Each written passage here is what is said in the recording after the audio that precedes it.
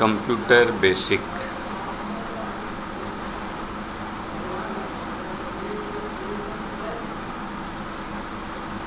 Course on computer concept, जिनका पहला syllabus computer basic,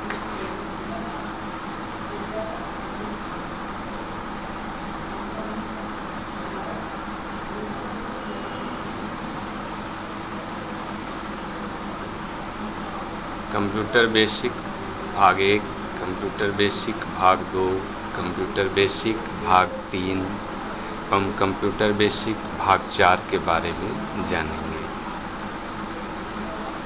सबसे पहले कंप्यूटर बेसिक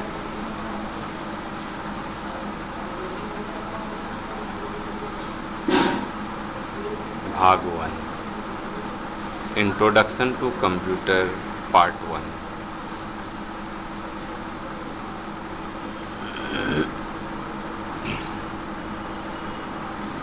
कंप्यूटर एक परिचय, कंप्यूटर के कार्य, कंप्यूटर प्रणाली के विशिष्ट लक्षण, कंप्यूटर का बुनियादी प्रयोग।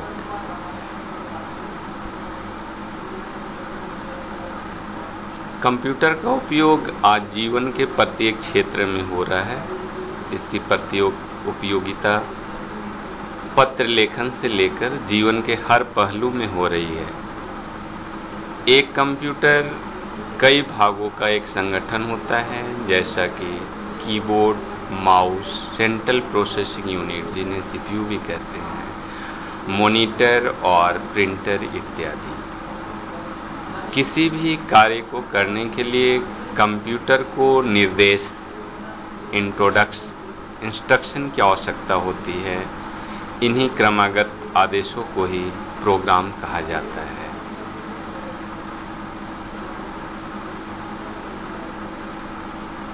वास्तव में कंप्यूटर सॉफ्टवेयर और हार्डवेयर का समाहित रूप होता है। कंप्यूटर के भौतिक भाग, जिसको आप देख सकते हैं, उन्हें छूकर अनुभव कर सकते हैं, वह हार्डवेयर कहलाते हैं। जैसे कि keyboard, mouse, monitor, printer, all physical device are known as hardware. इसी प्रकार कंप्यूटर के वे भाग जिनको केवल देख सकते हैं और समझ सकते हैं, सॉफ्टवेयर कहते हैं। जैसे MS Windows, MS Word, MS Excel, MS PowerPoint, Notepad, Paint इत्यादि। इंट्रोडक्शन। कंप्यूटर को विभिन्न भागों में विभाजित किया गया है, जैसे कि super computer, mainframe computer, mini computer और माइक्रो कंप्यूटर इत्यादि। कंप्यूटर क्या है? What is computer? कंप्यूटर का अर्थ कंप्यूट करना होता है, जिसका अर्थ है किसी वस्तु की गणना करना। हिंदी में इसे हम संगणक कहते हैं, लेकिन आम भाषा हिंदी में भी इसे हम कंप्यूटर के नाम से ही जानते हैं। आजकल कंप्यूटर का उपयोग न सिर्फ हिसाब किताब करने के लिए होता है, बल्कि इसका प्रयोग जीवन के हर क्षेत्र में हो रहा है, जैसे कि डेटाबेस को बनाना, उसकी देखभाल करना इत्यादि।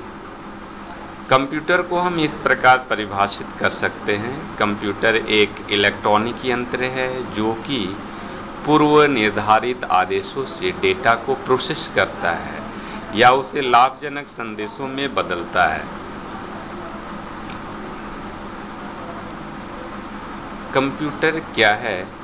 इसके मेन 4 यूनिट होते हैं: input unit, output unit, memory unit and central processing unit, जिन्हें हम ऊपर दिए गए चित्र के द्वारा कंप्यूटर के मूल संगठन को समझ सकते हैं।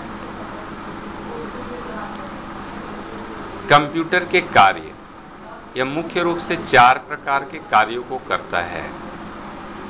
पहला, इनपुट यूनिट। कोई भी कार्य करने के लिए कंप्यूटर को डेटा की आवश्यकता होती है।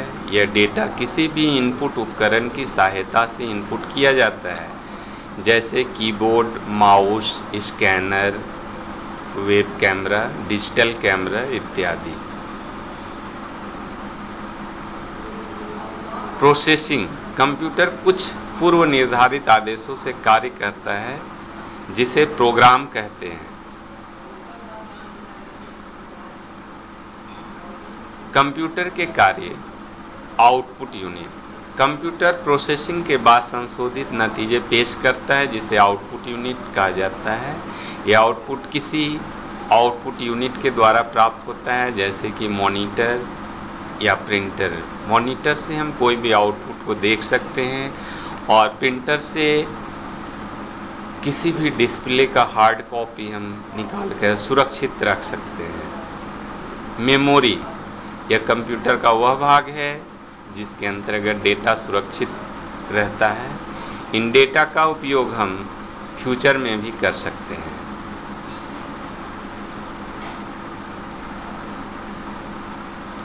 कंप्यूटर प्रणाली के विशिष्ट लक्षण,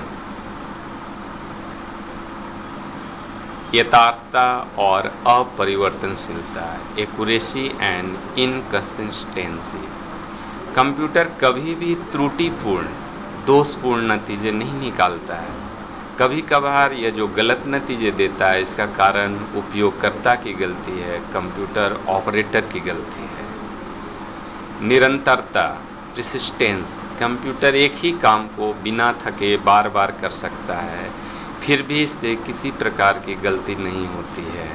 हम किसी भी कंप्यूटर से लगातार 24 घंटे कार्य ले सकते हैं।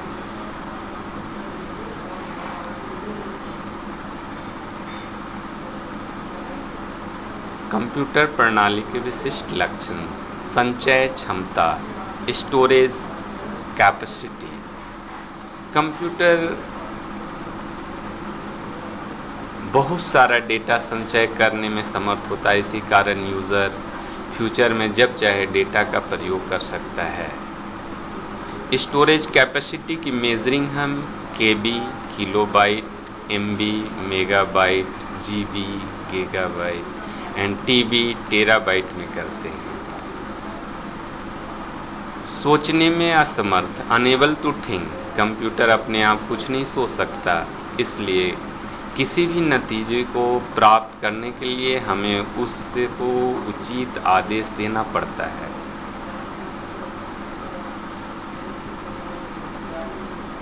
कंप्यूटर का बुनियादी प्रयोग, कंप्यूटर ने जीवन के हर क्षेत्र में महत्वपूर्ण बदलाव लाए हैं। व्यवसाय, सरकार, शिक्षा, चिकित्सा, वैज्ञानिक शोध, न्याय, समाज विज्ञान, यहाँ तक कि संगीत और चित्रकला में भी कंप्यूटर का प्रयोग होने लगा है।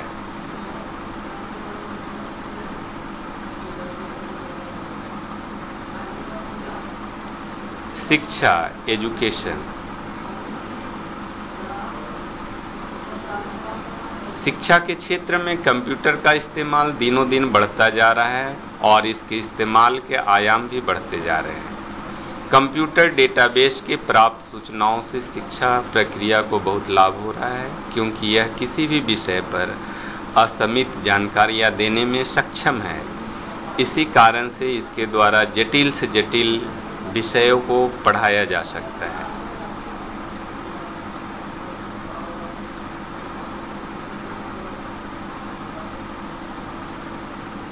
पुस्तकालय और संग्रहालय, आजकल पुस्तकालयों में अधिकतर कार्य कंप्यूटर से संपादित किए जाते हैं।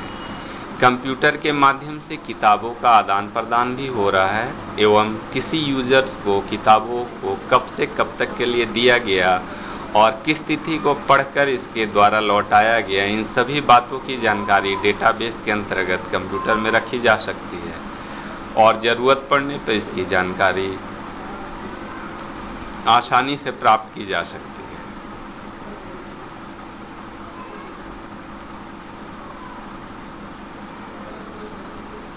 वैज्ञानिक शोध, साइंटिफिक रिसर्च, हाल ही में गणित के अलावा अन्य क्षेत्र जैसे चिकित्सा, समाज विज्ञान, साहित्य, इतिहास जैसे विषयों के शोध और डेटा विश्लेषण में भी कंप्यूटर्स का इस्तेमाल में काफी वृद्धि हुई है। व्यापारिक प्रयोग, कंप्यूटर का पहला अवैज्ञानिक प्रयोग रोज के लेखा संबंधी कार्यों में हुआ। आज हर छोटी बड़ी कंपनी अपने सारे प्रशासनिक कार्यों के लिए कंप्यूटर पर निर्भर हो गई है। वेतन भुगतान, कर्मचारी प्रबंध प्रणाली, लेजर, इनवॉइस, स्टॉक कंट्रोल आदि कंप्यूटर के व्यापारिक प्रयोग में शामिल हैं।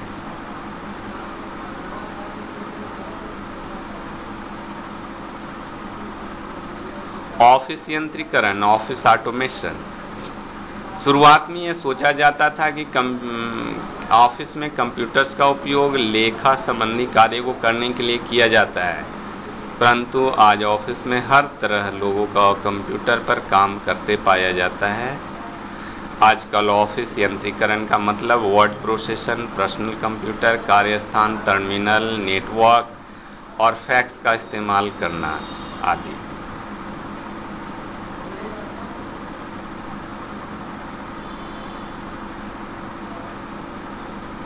बैंकिंग, बैंक बड़े संस्थानों में से हैं जिन्होंने सबसे पहले कंप्यूटर पर भारी मात्रा में निवेश किया। आज ऐसी स्थिति है कि बैंक संपूर्ण रूप से कंप्यूटर पर निर्भर है और हमारा अकाउंट CBS हो चुका है, जिसे हम इंडिया के किसी भी कोने से यूज कर सकते हैं, संचालित कर सकते हैं। ऑटोमेटिक टेलर मशीन, जिसे आम बोलचाल की भाषा में ATM कहते हैं। इंटरनेट बैंकिंग, फोन बैंकिंग जैसी सेवाओं के शुरुआत से उपभोक्ता का कार्य आसान हो गया है। आरक्षण सिस्टम, रिजर्वेशन, कंप्यूटर द्वारा आरक्षण रेलवे, एयरवेज, होटल, सिनेमा घर और बड़े खेल समारोह में होता है, जिसका फायदा घर बैठे ऑनलाइन रिजर्वेशन समय पूर्वक करा सकते हैं। समाप्त।